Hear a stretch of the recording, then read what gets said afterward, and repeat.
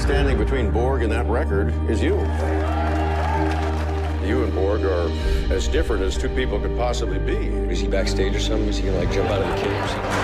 McEnroe is the big I felt pretty far away from a tennis player when I got this part. I had never been on a tennis court. I had never really watched tennis.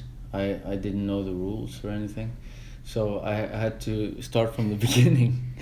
And tell them what your diet was mainly back then. Yeah, well, you can tell them. He was living on pizza and beer, basically. Yeah, so I started this program. I ate like 7 meals a day with just good, or like not good food, but healthy food, and played 2 hours tennis a day and did a lot of physical work. So. For me, the key into the role was very physical, to try to feel how it is to be an athlete. What were the fear? Sorry, I was hoping maybe. Yeah. Okay. So for me to approach this role, it was less about sort of the idea of somebody coaching somebody, because that's pretty obvious from the script. So I don't have to play that. It takes care of itself. The big thing was to be able to create with Sverrir and Tuva.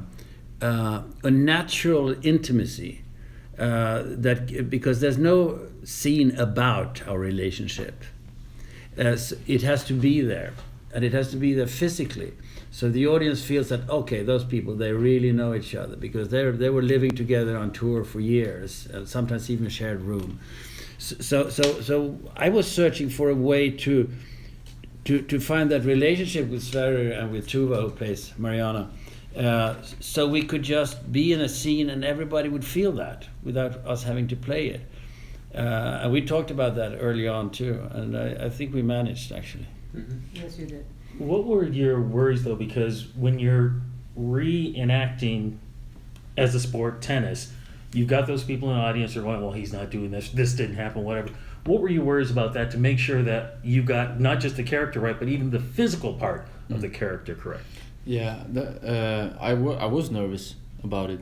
That's why I watched everything I could find about Björn Borg and watch his games and try to really see how he walks, how he talks, and his posture and his tennis style, everything. I wanted to make it right, but then after doing that, I can make my own choices also to build the character. But I had to have a strong foundation of being similar to Borg. What are your insight on the impact of this event in Sweden during 1980? Like in your what you could tell me about that? Because I was telling these guys I wasn't very familiar with the results of this match, but I know about it because it's become such a pop cultural thing. Are you from here? I'm from here, yeah. So but everybody else but I know, No. but that guy's born in 1980. I know about this. And I'm wondering why it's pervaded, like for so long, how it's still this huge thing that everybody still knows about. Like, why was it was one match, why did it still talked about today?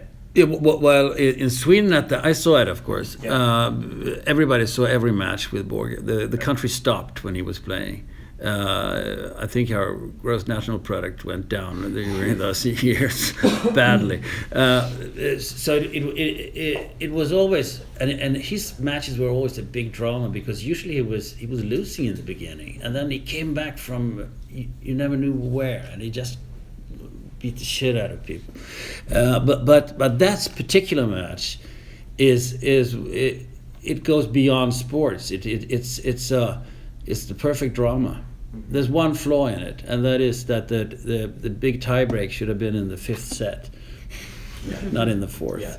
Otherwise, you mean in the real match? In the real match, yeah. Yeah. I don't know what they were thinking, but I saw it, and it was painful. It was painful. You would go, oh no, and each of those match balls that he lost, you didn't know what to do with yourself. Right.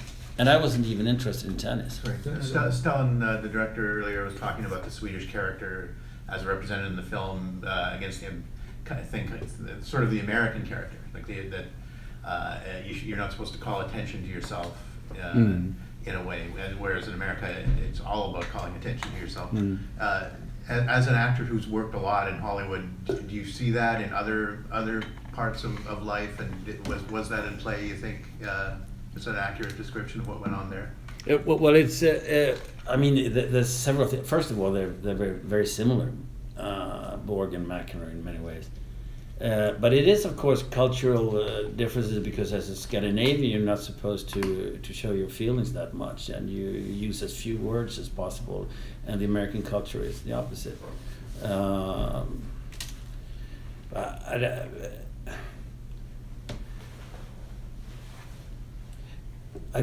More and more. I mean, I think.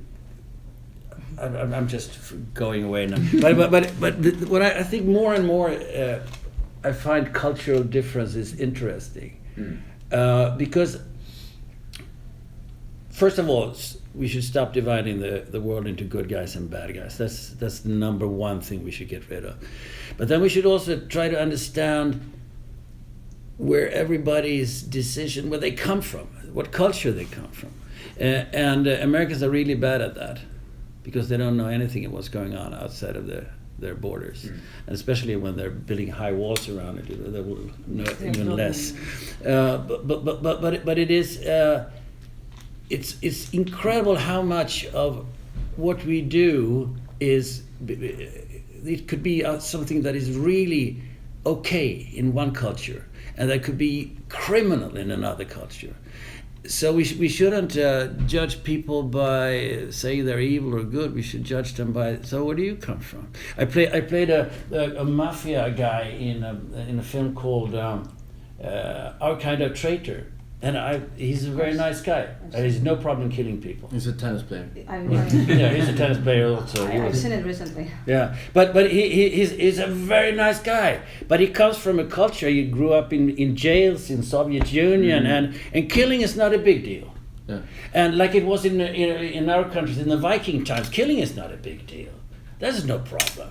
It's other things that are problems, and honor is a problem and stuff like that. So he just came from another world, and saying he's a bad guy. Yeah, well, in a way. And very quickly, Shia's performance, what did you think? It's fantastic. Incredible. Fantastic. And what he does to the image of McEnroe is amazing, because he does exactly what you always want to do. You think it's a bad guy? Wow, you feel sorry for him in the end. You really, it's something so vulnerable and beautiful. Question, jerk off, answer the question! The ball was on the line! Shot floor below! You don't understand what the fuck it takes to play tennis. Shut up! But people You know, I go out there and I give everything for this game. Everything in me gets left out on that fucking court. And none of you understand it because none of you do it.